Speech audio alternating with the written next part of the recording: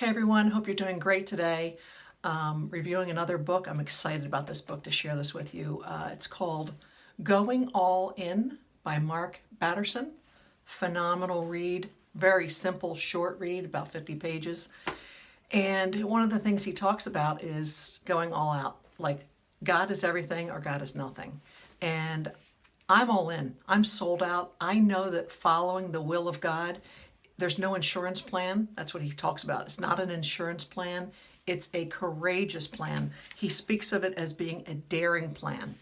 It's dangerous, but it's so awesome. It's an adventure, the wildest adventure of my dreams. And I pray the same for you guys. I pray that, if you choose to read this book, as I'm going to share some of the highlights, that you discover that walking the will of God is a wild adventure.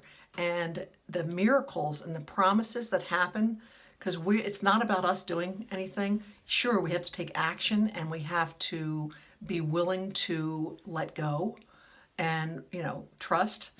It's not about sitting around waiting, but it's amazing when you just let go and take the next step, trust, and, listen, obey. Oh my God, it's a wild, wild adventure. And in the introduction of the book, he shares the story of a gentleman by the name of A.W. Milne, who about a century and a half ago was a missionary in the South Pacific. And I just want to read this briefly to you. He went on a mission to New Hebrides in the South Pacific and ventured out into a tribe. And when he left his family, he bought a one-way ticket. A one-way ticket. These missionaries, these one-way missionaries, packed everything they had in a coffin, knowing they weren't going back.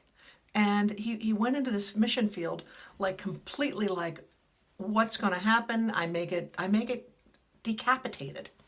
And here is this next quote describes him walking in the will of God and the result of following God.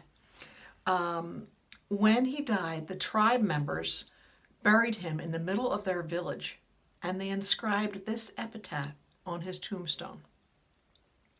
When he came, there was no light. When he left, there was no darkness. Seriously, can you imagine knowing that walking in the will of God, all you bring, or all that God plans to do through you, is to bring the light? And my prayer is that in the end, I can leave and what is left behind me is no darkness. Pack your coffin. The true adventure of following Jesus didn't begin until I jumped all in. And I can humbly say, I've been in and out, in and out. And in the last 6-8 months, I've had some very, very traumatic things. And for some reason, I've finally chosen to jump all in. Like, it's not about following other Christians. It's not about doing what other people think is right or say is right. It's about giving it all up to God and following His will. And I love that the true adventure of following Jesus didn't begin until I jumped all in. It is an adventure.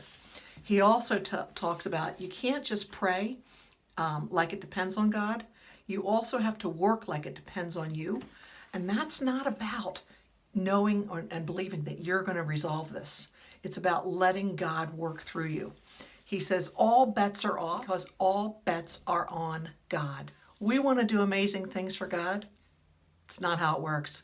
God wants to do amazing things through us and for us. All you have to do is stay out of the way. Now that's probably one of the hardest things I've ever had to consider in my life, because I think that I'm getting out of the way. Oh, I'm going to give it up. I'm going to let God do what God's going to do. And then I secretly kind of think, or at least I think secretly, I jump back in. And I think, if I do this, this will happen. If I say this, that'll happen. And none of that is true. Sometimes letting God have His way is having a really uncomfortable conversation and being in the truth of it. Like, not wanting to ask a question that might be really traumatic, but being willing to ask the question, just being willing to ask the question and trusting God for the outcome. You know, the other person might be angry, might be frustrated, might be, they might walk away. But being willing to ask the question for the sake of God and His will.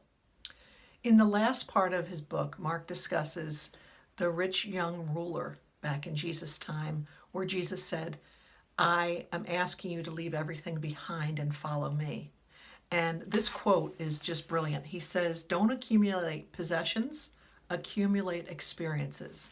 And when you look at your life, I know for me at 56 years old, I can now look at the values and the blessings in my life as being amazing, rich experiences, miracles, relationships with people that I adore, relationships, momentary relationships with people that God brings in and out of my life in the blink of an eye. I mean, there may be a reason, a season, or a lifetime for a relationship, but these experiences, these rich experiences, are truly what matter.